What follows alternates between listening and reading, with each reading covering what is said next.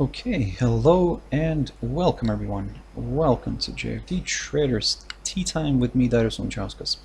Today is the 14th of May 2019, so welcome everyone. Welcome to this Tuesday's afternoon session where we're going to have a look at the markets, a few of the charts, the usual stuff. But before we do that, as always, let's quickly have a read through our risk disclaimers. So, the content we produce does not constitute investment advice or investment recommendation, should not be considered as such, and does not in any way constitute an invitation to acquire any financial instrument or product. As always, a few seconds for you to read the rest and we can continue.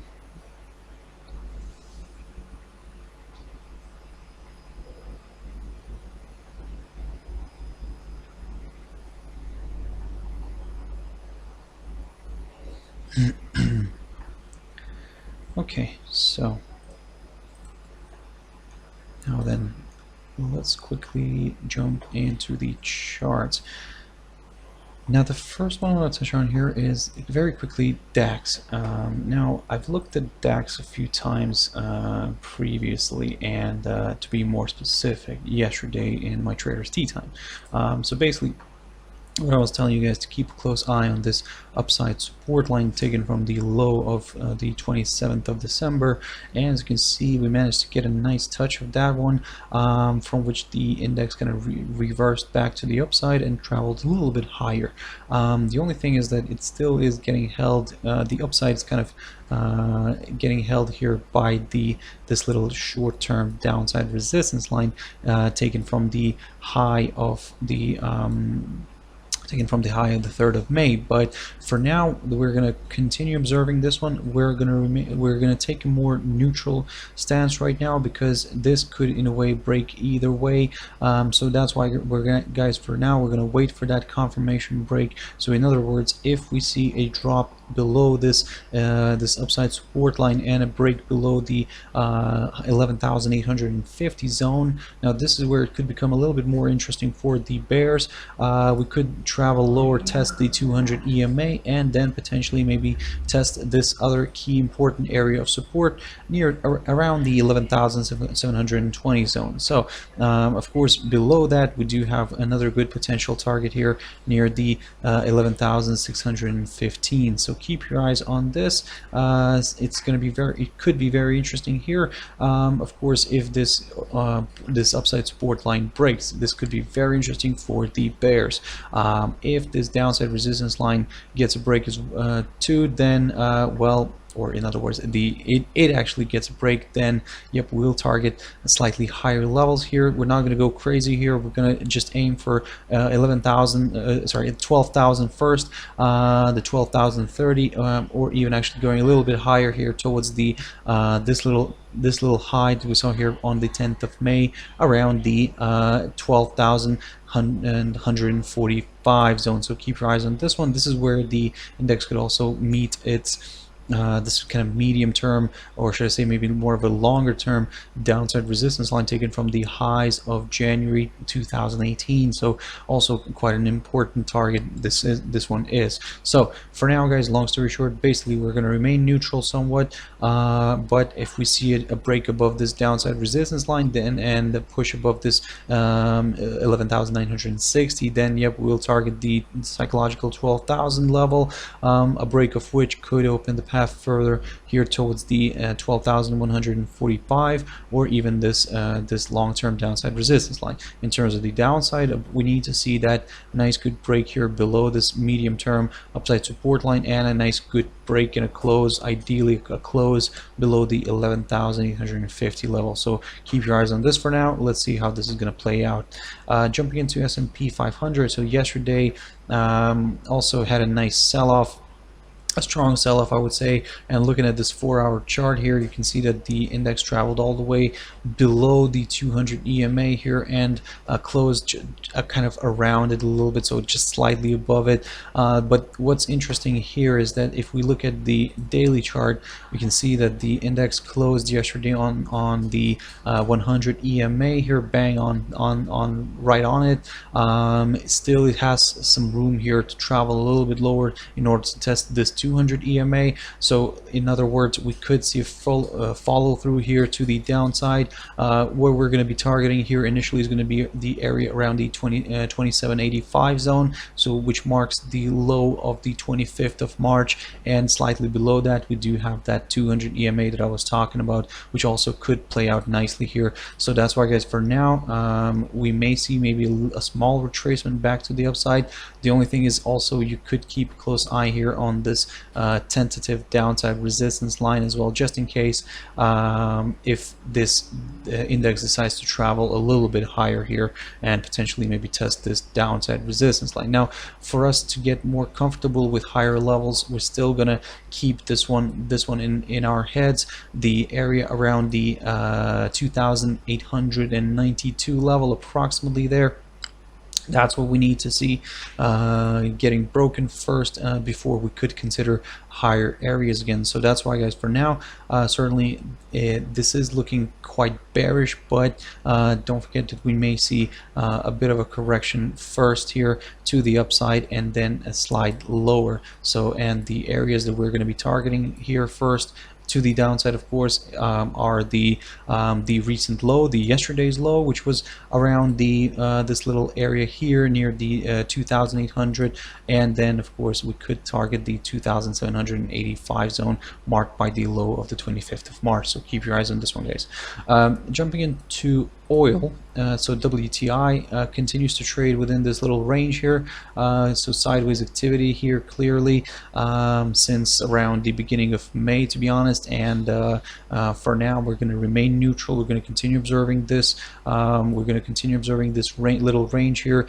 Basically, we need to see that nice good pop either through the upper side of it or through the downside. So in a way, if we see a drop below the 60.35 level here, then we could target slightly lower areas, and we will aim then for the 58.20 zone, which, as you can see, previously acted as a very good area of support here back on the 25th of March and also on the 28th of March. So keep your eyes on this one. In terms of the upside, we need to see that nice good pop above the 63 zone, and ideally, to be honest, a nice good close at least of the 4-hour candle above the 63 level, and then we could consider slightly higher levels like the 64.65 marked near the highs of the 30th of April, or even actually we could go further up. But for now it is where it is. Continue observing these two levels. Like I said, we are going to remain somewhat neutral for now and just going to continue observing this price action. Jumping into a few pairs now very quickly. So USDCAD, I've talked about this one last week basically, and also actually on yesterday as well on my traders espresso, and this is what I was telling you guys, to keep a close eye on this level right here at 1.3450. so we finally got a nice pop here above it. It traveled higher, it had a nice perfect touch here of this 1.3480 zone, from which you kind of retrace back down, and this is what we're seeing here right now. So basically we're seeing another attempt of this 1.3480. Our target still remains around the 1.35 zone here, and then if we do reach that, then we'll take it from there, see what it wants to do. Does it want to actually break above it and travel towards the other potential good area of resistance near the high of the 24th of April around the 1.3520, or actually this wants to reverse back down and move lower? To be honest, the downside is slightly off the table for now.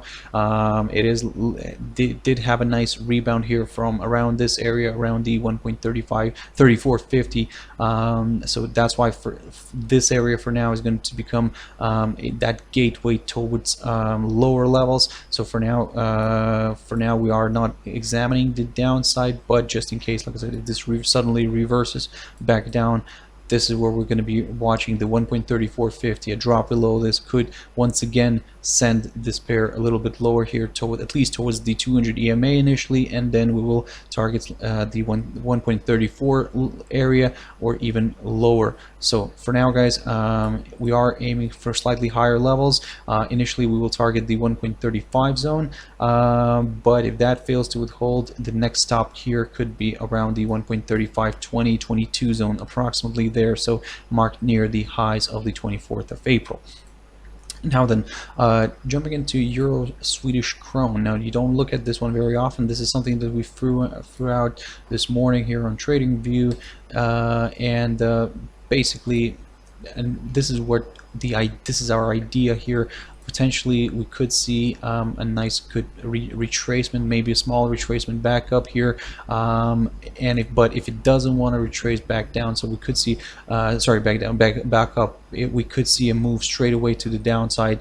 This is where we will target the 50 EMA here on the 4-hour chart, shown as the red line.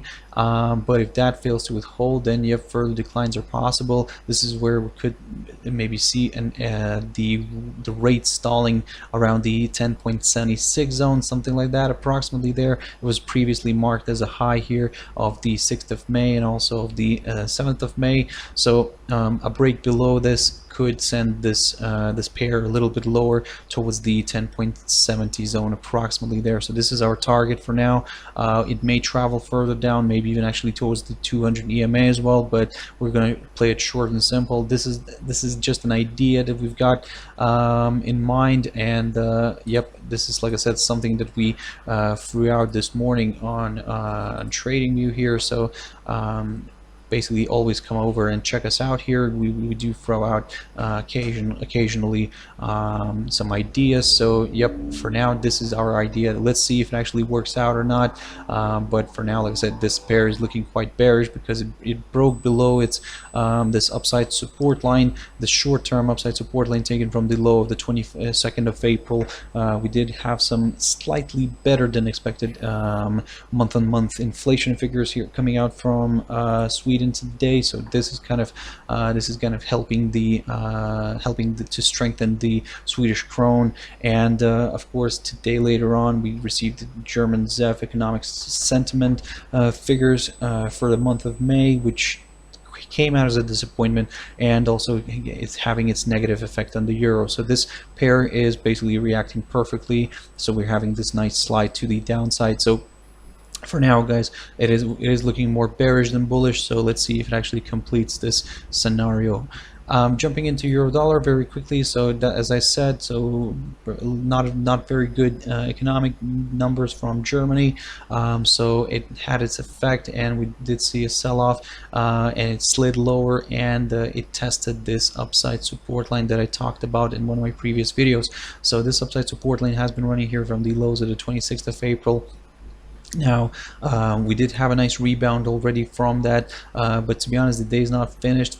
This is our little neutral territory, because for us to consider lower levels, we need to see that nice good break, and ideally a close of the 4-hour candle below the upside support line, and then we could target this little area around the 1.1175 zone, which a break of which could kind of signal further declines, could signal deeper kind of extensions to the downside here, where we could then potentially aim for the 1.1120. In terms of the upside, that's the level that remains for us, the 1.1260 approximately there.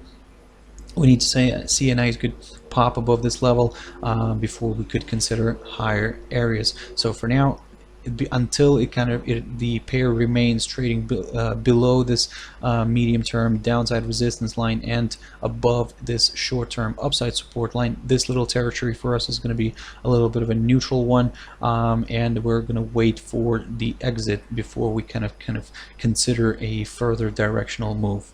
Okay, guys, I hope you found it useful. Thank you very much for sticking around and watching until the end. And if you want to join me tomorrow morning in my Trader's Espresso, and that's as always 6 o'clock GMT time. For now, I hope you have a wonderful evening, and I'll see you later. Bye bye.